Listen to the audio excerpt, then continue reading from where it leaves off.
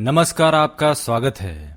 हिंदू धर्म में अन्न को देवता माना गया है, इसलिए हमें अन्न का सम्मान करने की शिक्षा दी जाती है। अन्न को उगाना जितना कठिन होता है उतना ही आसान होता है उसे बर्बाद कर देना।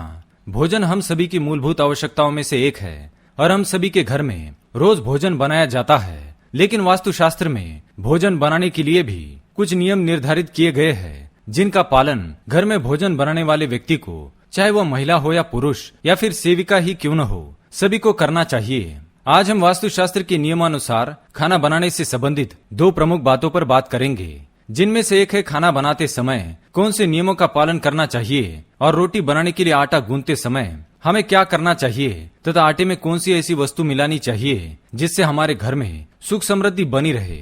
तो आइए जान लेते हैं। पर उससे पहले अगर आपने चैनल को सब्सक्राइब नहीं किया है तो इसे सब्सक्राइब कर लीजिए, साथ ही वीडियो को एक छोटा सा लाइक जरूर करें। सबसे पहले बात करते हैं भोजन बनाते समय हमें कौन सी बातों का ध्यान रखना चाहिए और उसके बाद जानेंगे आटे में हमें क्या डालना चाहिए। पहली बात, हम भोजन मुख्य रूप से घर के रसोई घर में ही बनाते हैं, इसलिए सबसे पहले तो हमें ये देखना चाहिए कि हमारा रसोई घर वास्तुशास्त्र के नियमानुसार सही जगह पर बना हुआ है या नहीं। वास्तुशास्त्र के अनुसार हमारे घर में रसोई घर हमेशा आग्नेय दिशा में होना चाहिए। इस दिशा में रसोई घर होने से भोजन बनाने वाले व्यक्ति का स्वास्थ्य अच्छा रहता है और उससे खाना बनाने में उत्साह भी आता है। साथ ही हमें इस बात का भी ध्यान रखना चाहिए कि हमें हमेशा ही उत्तर दिशा या पूर्व दिशा की ओर मुख करके ही भोजन बनाना चाहिए।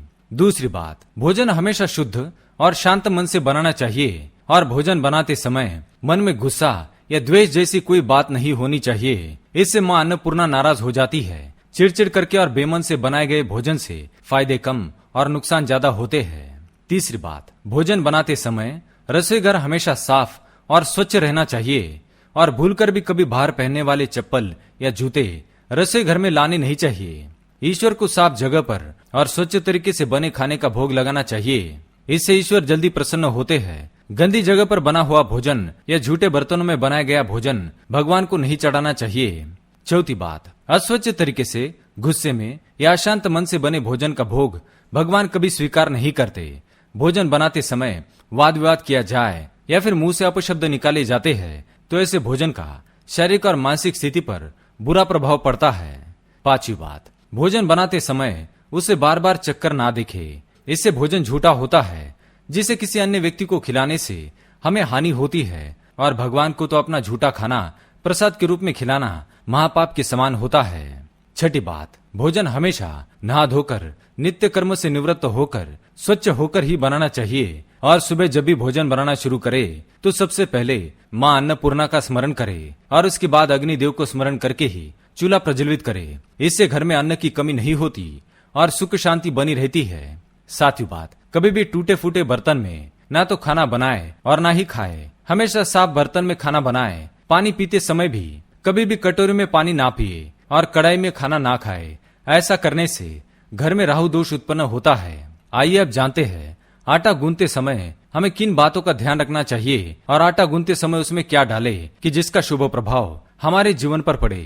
पहली बात, कई बार महिलाओं की आदत होती है कि वह समय बचाने के लिए एक साथ दो समय का आटा गूंथ कर रखती है। सबसे पहले तो ध्यान रखे कि कभी भी आवश्यकता से ज्यादा आटा मलकर ना रखे। गूंथ कर रखा हुआ आटा घर में नकारात्मकता लाता है। गूंथ कर रखे हुए आटे से बीमारियों को आमंत्रण मिलता है। साथ ही इस आटे की रोटियां खाने से व्यक्ति के मानसिक स्वास्थ्य पर भी इसका दुष्प्रभाव पड़ता है। गूंदा हुआ आटा बुरी शक्तियों को भी आकर्षित करता है, इसलिए जरूरत से ज्यादा आटा मलकर ना रखे। दूसरी बात, हिंदू धर्म के अनुसार जब भी घर में किसी की मृत्यु होती है तो मृतात्मा की भूख शांत करने के लिए आटे के छोटे छोटे गोले बनाकर उन्हें पानी में बहाया जाता है। इसे पिंड कहते हैं और इन गोलियों पर किसी तरह का निशान नहीं बनाया जाता है। इसलिए महिलाएं रोटी बनाने के लिए आटा गूंदने के बाद जब आटे की गोली बनाए तो उस पर अपनी उंगलियों से कोई निशान अवश्य बनाए, जो ये दर्शाता है कि आटा मृत व्यक्तियों के लिए नहीं है बल्कि घर के सदस्य के लिए गूंदा गया है।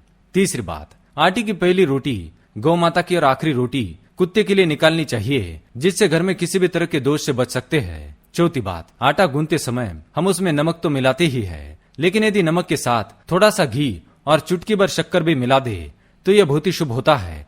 शक्कर, नमक, आटा व घी सभी सफेद रंग की चीजें होती है जिनका संबंध शुक्र ग्रह और चंद्रमा से है। इसलिए ये चारों वस्तुएं एक साथ मिलाकर हमें शुक्र और चंद्र ग्रह मजबूत बनाती है और इन दोनों के सभी शुभ फल हमें प्राप्त होते हैं। तो दोस्तों, ये तो महत्वपूर्ण बातें जो आटा गूंथते समय हमें ध्यान में रखनी चाहिए। अगर ये जानकारी आपको अच्छी लगी तो वीडियो को लाइक करें, कमेंट में जय मां लक्ष्मी, जय मां अन्नपूर्णा अवश्य लिखें। साथ ही चैनल को सब्सक्राइब करें। धन्यवाद।